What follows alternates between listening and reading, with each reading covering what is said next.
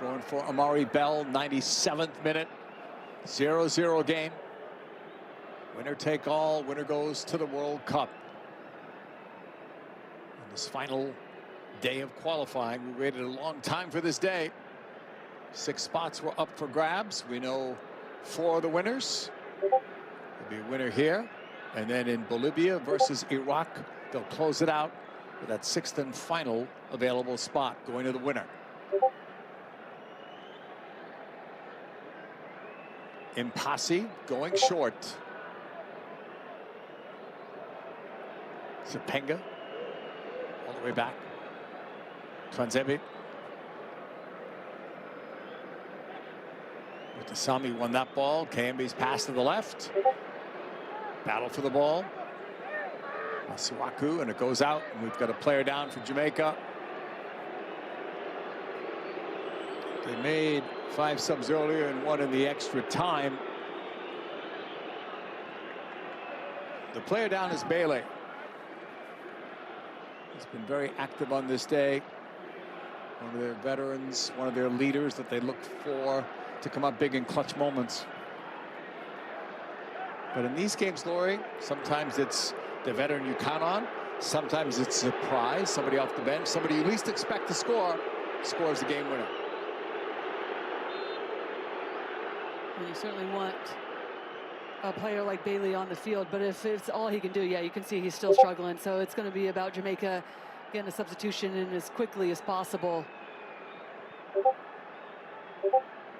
The work rate that he's put in, though, on that far side, tracking up and down, to be expected in this moment, especially with the heat. Just the emotions that are on the line for this game. Sapenga holding, turning. Driving one in, that's headed away. But right now, if you're DR Congo, you're noticing that Bailey's struggling. Go. You're essentially playing down a player if you're Jamaica. He's not going to be able to track back. Keep giving the ball to Sapenga on that far side. He's been seriously active since coming on. Uganda all the way back. And Mbemba. Sami's had a strong game there. Sometimes higher up, sometimes between the 2 center backs deep. Macau lifting. Incomplete, blocked, but Sapenga does well. Won it back for DR Congo. Looking at an opportunity here. Inside the box. Frey defends. Good defending for Frey. Doesn't leave his feet. Times the tackle really well. That ball should have gone out to Sapenga just a few seconds earlier, though. Whip out there with pace, allow him to get faced up. Jamaica, it looks like, is, I don't know if they're happy about it, but they're willing just to sit back and make sure they're compact between the lines, not give much away. So it's about the ball movement, getting into the wide areas for DR Congo. In the 100th minute, DR Congo looking for the game's first goal. And what is their 5th corner? Near post, headed down and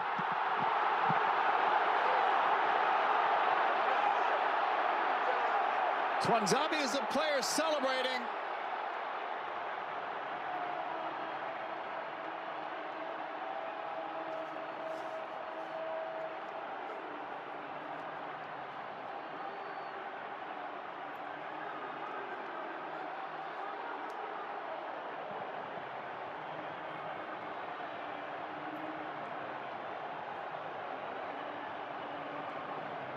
Well, how many times have we talked about the delivery makes these set pieces? This one's just whipped into the 6-yard box. Even though Jamaica has so many players, it's Twanzebe and Congo DR that want it more. Just a crashing run inside the 6-yard box to get something on it. Does not have to be pretty in these moments, but it all starts with that ball that just whipped in, that gives them a chance to get something on it. And everybody for Jamaica just standing still. You can see the expression on their faces. They know it. It's about tacking the ball in that moment. Who wants it more? And at that point in time, it's that guy right there. Doesn't matter what it looks like. Just something on it to find the back of the net and give Congo DR the lead. So now you have a tired frustrated Jamaican side that need one. They've got time, need one to get back. But how does this change now for DR Congo? Well, it's theirs to close out. Yeah, absolutely. And at the same time, you're just making sure you keep possession. They're reviewing this. Yeah. What are the odds that a fourth goal would be taken away? It seemed like a good goal, unless it, handball. I was going to say, unless it hit his hand when he was down. It was hard to tell from that angle. It almost seemed like the ball hit him as opposed to him directing it in. But they're checking. We've had 3 goals taken away before, and they were pretty obvious. So no controversy, at least to me. Don't want to speak for you, but there didn't seem to be any controversy. This one might be. Yep. I think this is the longest check, I would say, right? Of the others. You can imagine what's going through the minds of these players now. Yeah, it'd be very disappointing if you're DR Congo into that regulation in the start of this extra time. The better of the teams. We are not getting another look from the world feed other than what we showed you. But that referee, Facundo Tello, is in communication with VAR. Hernan Mastrangelo, both from Argentina. There'll be more time added on. There it is. It counts.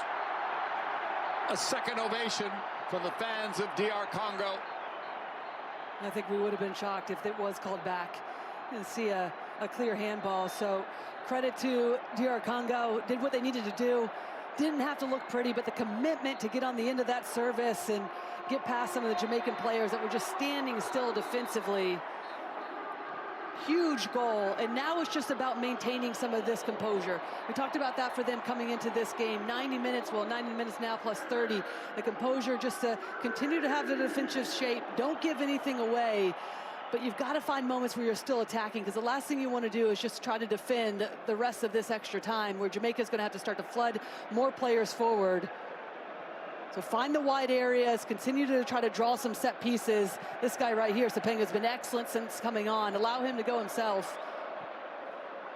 A little bit of a shove there, but no foul given. But Mukau and Asami in the midfield are going to have such a pivotal role, just to screen the back line, break up plays, don't give anything away, but just be really disciplined with their positioning to not allow Jamaica to be able to penetrate through the central areas or go out on these quick breaks, because that's what they'll be looking for. We're asking for a huge effort from what appears to be a tired Jamaican side, and Bailey was hobbling around earlier.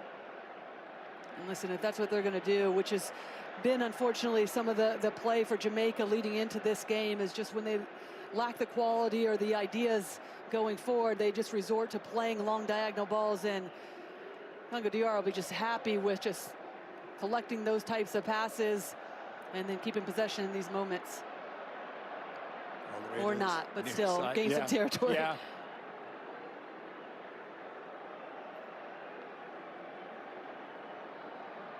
Three added minutes here in the first 15.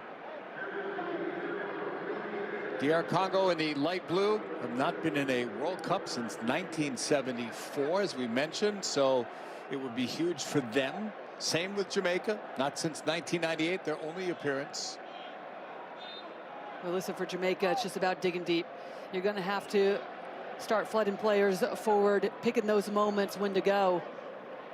Don't want to give up and concede a goal and leave yourself susceptible to conceding another goal so quickly, but got to create opportunities, get on the ball as quickly as possible, and keep the pace moving as quickly as possible. Force Congo DR to have to defend themselves. Long ball down that right side. That's one way to go about it. Cephas, nice cut there. He's somewhat free. Cephas, nice cut again. Played it across. It's blocked. And Mpasi pounces on it. Look at how many Jamaican players were open. Well, excellent footwork from Cephas on that far side. Just so clever, drawing the defenders, the last little second, little cut feint to be able to buy himself a little bit more time and allow for the runs to develop inside the